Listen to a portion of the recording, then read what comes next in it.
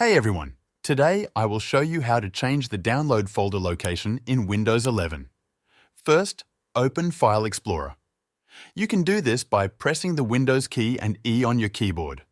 Once File Explorer is open, navigate to your Downloads folder. You can find it in the left panel under Quick Access or by going to this PC and opening the Downloads folder from there. Next, right-click on the Downloads folder and select Properties. A new window will appear. In this window, click on the Location tab. Here, you will see the current path of your Downloads folder. To change the location, click the Move button. This will open a file selection window. In this window, choose the folder where you want your downloads to be saved. You can select an existing folder or create a new one.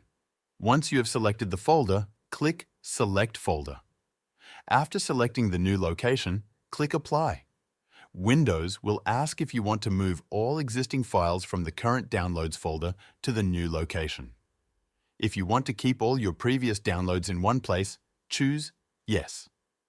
If you prefer to leave them in the old folder and only save new downloads to the new location, choose No. Finally, click OK to close the Properties window. Your download folder location is now updated. That's it. If you have any questions or need help with other settings, let me know in the comments. Thanks for watching.